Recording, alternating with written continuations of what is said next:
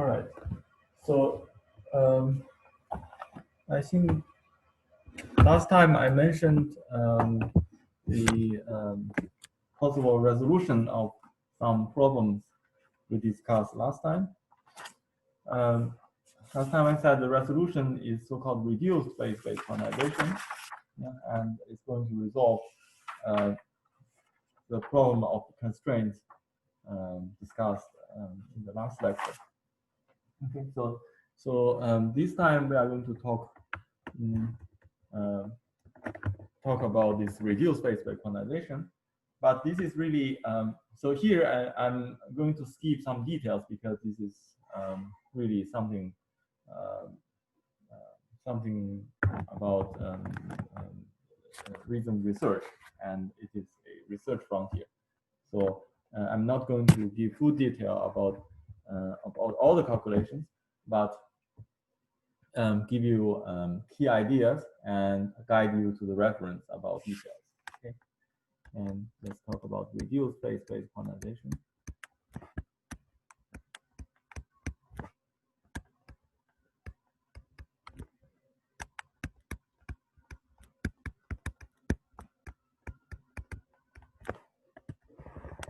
Okay, and here is a reference.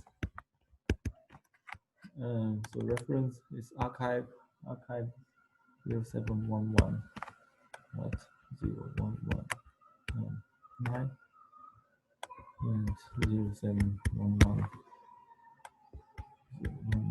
011. So these are two papers give you details about reduced phase-based quantization. And this lecture, I'm going to give you some key points. I'm going to sketch the framework and give you the key points about this routine. Okay, so firstly, let me recall the motivation for this procedure. And because we know we have the issues of canonical loop quantum gravity,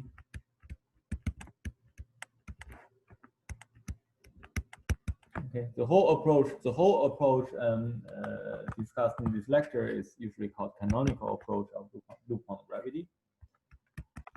So first issue is well, it's what we mentioned last time. So when we quantize those constraints and impose on state and try to solve constraint equations, and here is a quantum Hamiltonian constraint, quantum diffeomorphism constraint. So firstly, they are hard to solve, which means you can't extract very easily physical Hilbert space. And secondly, it has quantum anomaly.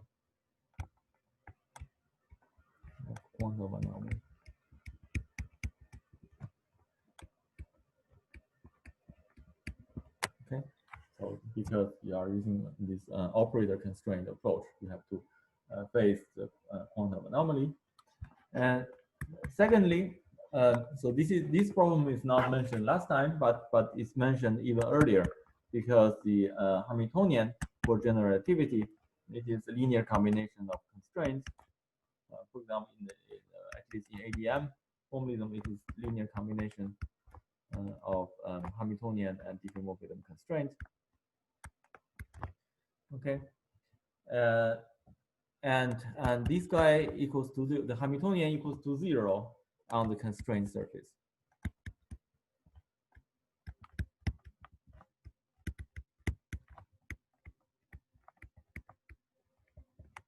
Okay, on the constraint surface. Okay, so then it means that you have no Hamiltonian, and suppose you don't have boundary, and let's consider just your space is a closed manifold, has no boundary. Then yeah, your Hamiltonian is just 0. Yeah, and in the end, in your quantum theory, you also have no Hamiltonian, and then you have no time evolution, because your time evolution is supposed to generate it by Hamiltonian. Okay, so this is what we call problem of time.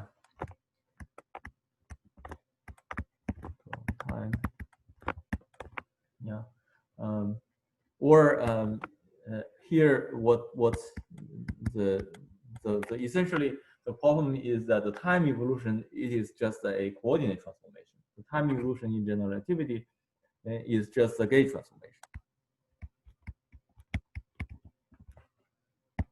And since the Hamiltonian is linear combination of constraints, the time evolution is just the gauge transformation.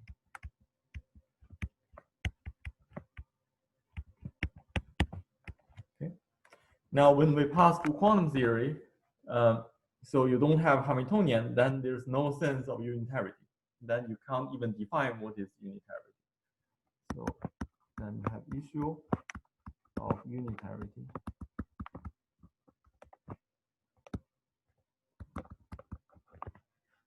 in quantum theory.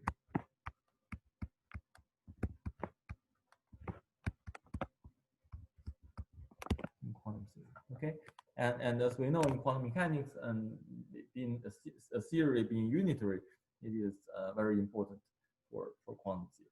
Okay. So, but now when we talk about quantum gravity, it is even hard to define this unitarity because your Hamiltonian is 0.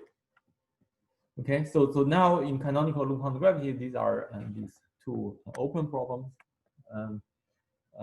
So that we hope we can somehow resolve them. So now actually these two problems are the motivation of reduced space-based quantization. Okay, so namely the reduced space quantization is aiming at resolving both of them. Okay, so now the idea is here in the reduced phase-space quantization is of course quantizing the reduced phase-space.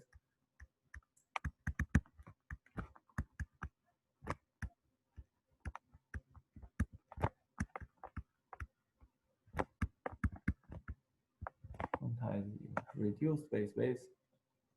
Okay, and now let's come back to the picture we have drawn before. So now let's.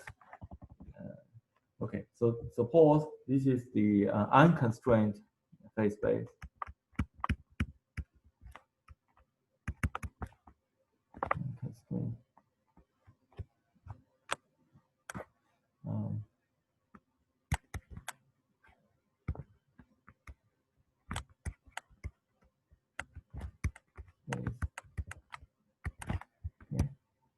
Let's call it P. Okay, and the canonical conjugate pairs include, for example, A, the H-style connection, and implicit triad. This is for gravity, and also some matter degree freedom. Okay, so here in the following we will also consider some matter degree of freedom.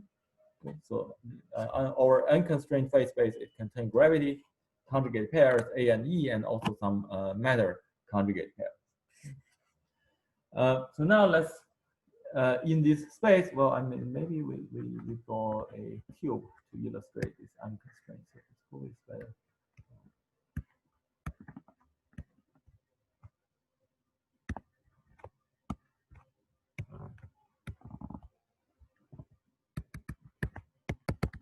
Okay, and this is this cube to illustrate is to illustrate unconstrained phase space. And now because we have constraints. We have diffeomorphism constraint, Hamiltonian constraint. So there is a constrained surface in this phase space, this unconstrained phase space. You have constrained surface, okay, and this is the constrained surface where you have C equals to Cj equals to 0. So here I put curl equal means weakly equals to 0. So this constraint equals to 0 only on the constrained surface. Okay. So this is a constrained surface.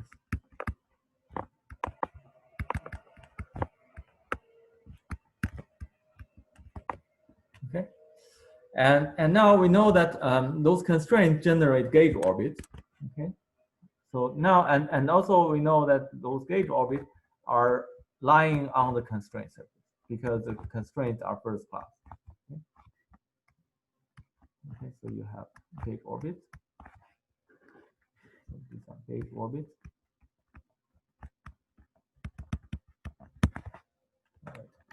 And now what is the reduced phase space? This is the reduced phase space is the space of gauge orbits. So we have mentioned that. So each gauge orbit, you can view that each gauge orbit, you can make a quotient of your constraint surface by the gauge orbit. Okay, so namely, you consider gauge orbit is each gauge, the set of gauge orbit. You view this each gauge orbit is a point. So maybe I better change the color. Let's change blue, the green. So you view this is a projection map. Yeah, you project from the constraint surface to the quotient space. You view each gauge orbit is a point. Okay, so now you get manifold of gauge orbits. Okay, and each point corresponds to a gauge orbit in the constraint surface. Okay, and these manifold as the space of gauge orbits, or namely the constraint surface portion out the gauge orbit. This is called the reduced phase space.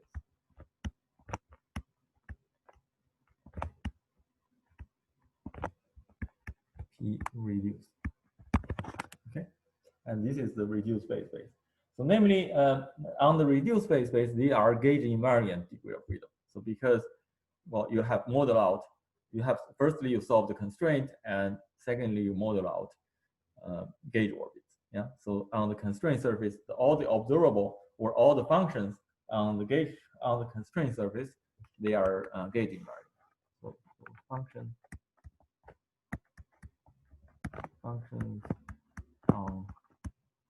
reduced are gauge invariant observables. Okay, and they are called so there's a name for those functions. They are sometimes called Dirac observables.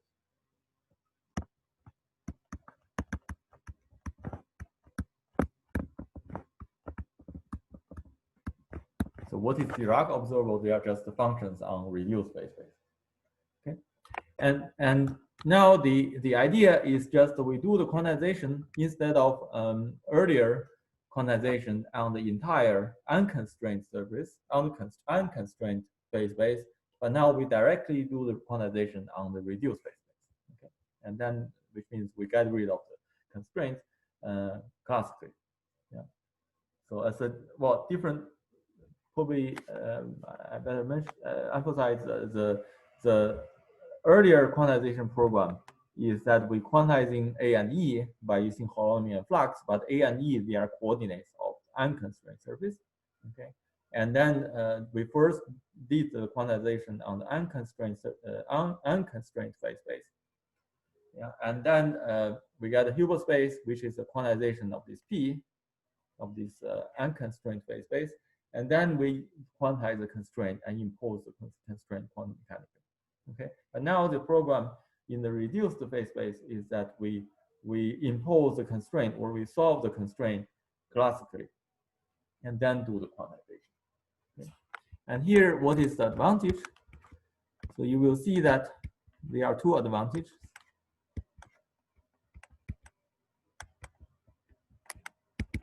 Okay, firstly, as I said, we are going to remove constraint and gauge transformation and gauge freedom classically.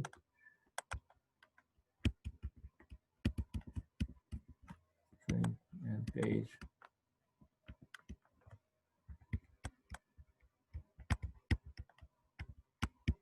classically. And secondly, this procedure will introduce physical time. Introduce physical time.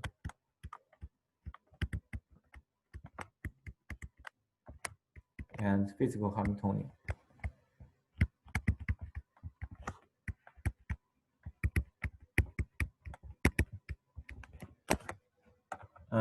So you see, these two advantages are aiming at these two problems.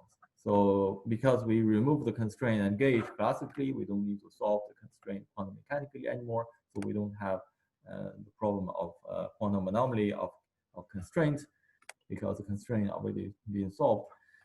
And secondly, so now this procedure will introduce physical time and physical Hamiltonian. So now we don't have problem time anymore. We have a Hamiltonian, and we can talk about unitarity at the quantum level. Okay. So this is the advantages of this reduced phase-space quantization. All right. So how to make it concrete? How to actually carry out this quantization? So to do this quantization, this kind of quantization is carried out in specific model, model with gravity coupled to matter, and these models are usually called deparametrized gravity model.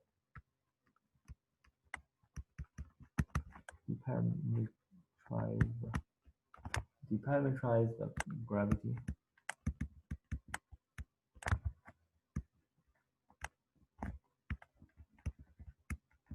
model. So these are gravity coupled to some certain matter.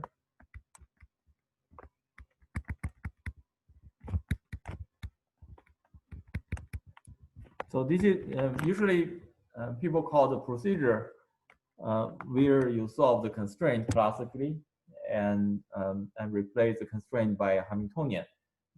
This procedure usually called the deparametrization. Yeah, that's why it is called deparametrized model. Okay, so this is a gravity coupled to a matter, and it's not.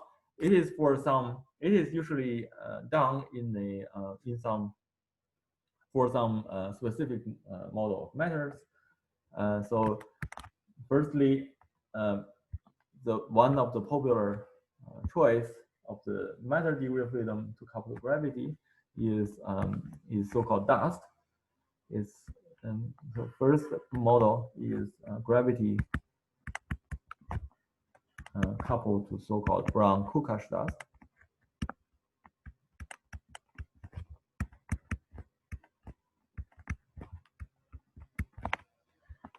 So I will just call it, sometimes called BK dust. And this Brown-Kukash dust. It is a dust model which is invented by these two guys, Brown and Kukash. Yeah. And it turns out that this dust model, when it couples to gravity, it is good for deparametrization. So what it is, so our Lagrangian, so let's talk about the action of the coupled system. It is, firstly, you have gravity action, Einstein-Hilbert action, and plus dust. Yeah, so well, let's call it BK. Yeah, it's Brown-Kukash dust action. Okay, and so what is this Brown-Kukash dust? Okay, so maybe I better mention the idea why you need a matter degree of freedom. So the matter degree of freedom, it turns out it is useful to solve the constraint firstly. Yeah, because suppose you don't have a matter, and you will find, we have written down the Hamiltonian constraint and Diffie-Morgan constraint for pure gravity, and you find this constraint, it is definitely not polynomial. It is it's a non-polynomial function. Yeah, that's why in the end the quantization is also non-polynomial operator. Yeah, and to solve that constraint it's complicated. But when you couple to certain kind of matter, so especially dust, or later on, I will also mention that it's for a scalar field, it also works. And then this constraint respect to the matter degree of freedom, it is very simple. So the constraint respect to the matter degree of freedom will be just an algebraic function, just a polynomial function. And then you can solve those constraints by solving the matter degree of freedom. So you will see explicitly later. Secondly, that's one reason. Second reason is that so the matter field actually provide you can provide a physical reference frame. because you can use matter degree of freedom to parameterize gravity degree of freedom. Yeah? So matter can behave as time and space, because, for example, when you talk about, even in your real life, when you talk about time, what you can actually see is the arm of your clock. Yeah, the arm of your clock is running in your clock. Yeah, and then you see the time is running. Yeah, and you are just parameterizing the time using the arm of the clock. But what is the arm of the clock? It's just some kind of matter, right? And so actually, what you are in your life experience, what you are actually do is to use the matter degree of freedom to parameterize time and then tell you what time it is. And here, that's the same thing. And those matter degree of freedom are going to do a parameterization of time, and then gravity is parameterized by this material time. Yeah, and similarly for space. And in your life experience, and you use the ruler to measure the space, right? And what is the ruler? Ruler is just some kind of matter. Again, you are using matter to parameterize the space. Okay, so here this deparameterized gravity model is just to make it very concrete in terms of Lagrangian and Hamiltonian and so on.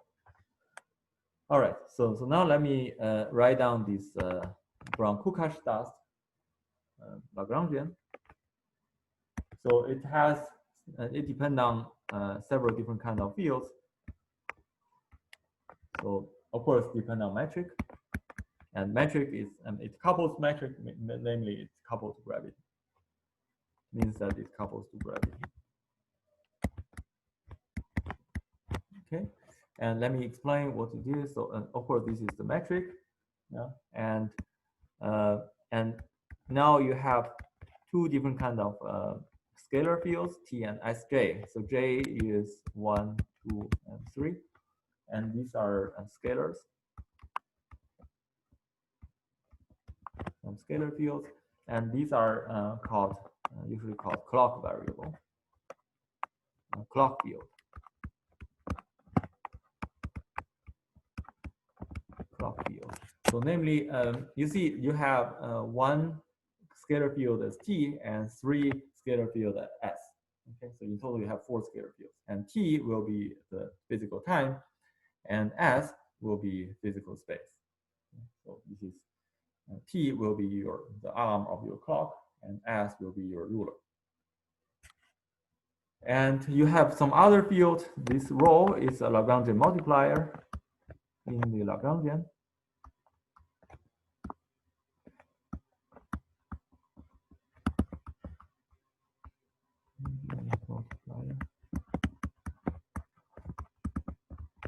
And it will be the density. It will be the dust density.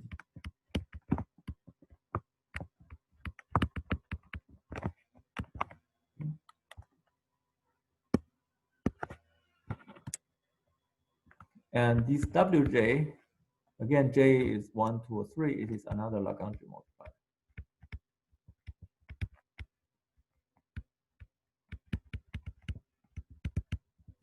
Okay. So now let me actually write down this Lagrangian. So this is minus 1/2 4x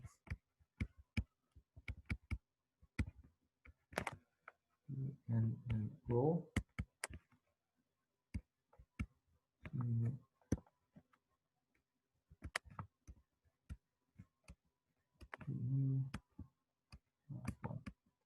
And what is this u? Mu equals to minus partial mu t plus wj. Okay, so this is u.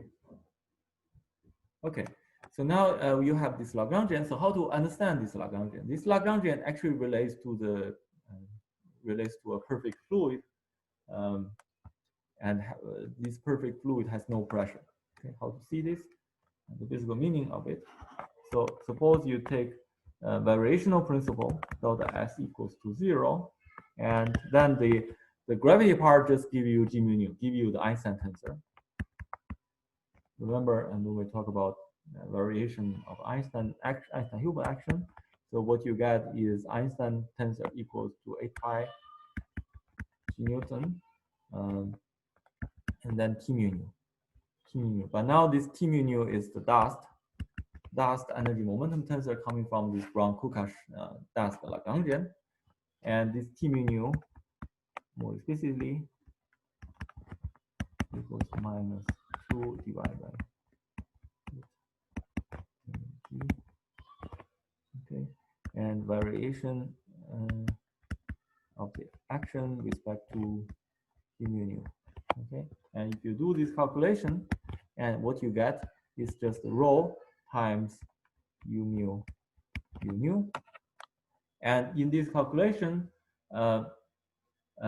well, in this calculation you have to plug in this. So we have used this. So delta S delta rho, because rho is a Lagrangian multiplier. Well, I mean this you have no derivative on the field rho. Okay, and then when you do variational principle with respect to rho, what you get is G mu nu u mu equals minus 1. Okay, and then this is one. This equals to 0 means this. And you plug in this equation to this variation, and then you will get rho u nu.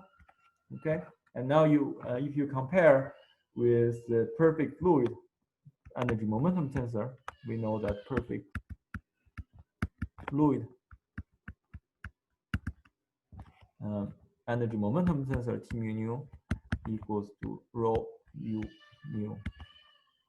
nu plus pressure T mu nu plus u nu, and this u is the is a 4 velocity field. Well, because you have fluid and each fluid element has a 4 velocity, and it gives a 4 velocity field, and this perfect fluid energy momentum tensor relates to the 4 velocity field by this formula. Okay, and now you can see that the Brown-Kukash dust gives you the energy momentum tensor, which is just a perfect fluid with no pressure. Yeah, so P is the pressure, and rho is the fluid density. It is a perfect fluid.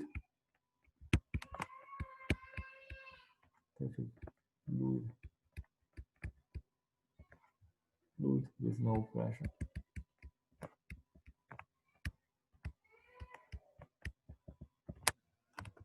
Okay, and this is the physical meaning. And also for consistency, you find that delta S delta rho give you the equation, one of the equation motion, and this equation motion just says that the 4 velocity field is time-like. Yeah, and it is perfectly fit with our with physical perfect fluid, because yeah, we know that fluid element they move as a time-like trajectory. Yeah, they are massive. Okay, so this is so we see that the physical interpretation of this Brown-Kukash dust is just that they are perfect fluid. Yeah, so it's like gravity couples to perfect fluid, and this perfect fluid has no pressure. So that's why we call it dust, because they have no pressure. Remember, when we talk about cosmology, we consider the galaxies, they are dust, and they have no pressure. They have only density. All right, so this is one of the popular model for the parameterized gravity model, and because it provides us 4 scalar fields T and S, which can be the physical time and physical space. And similarly, there's another popular model. Sometimes it's useful. This is called Gaussian dust. So you have a little bit different Lagrangian, but the essence is the same, and the field content is the same. your Lagrangian is just a little bit different.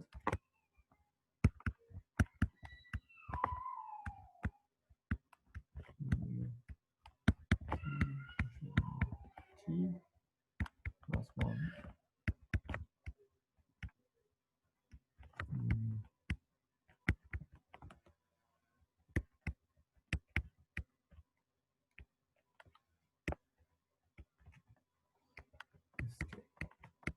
Okay, so this is the Lagrangian of the Gaussian dust. You see the physical content is the same. You have G mu nu, you have rho, you have W, you have S and T. So S and T, again, it's a physical time and physical, will be the physical time and physical space. And the third category of models is just a simply scalar field. Scalar fields. So, well, just the standard, usually massless scalar fields.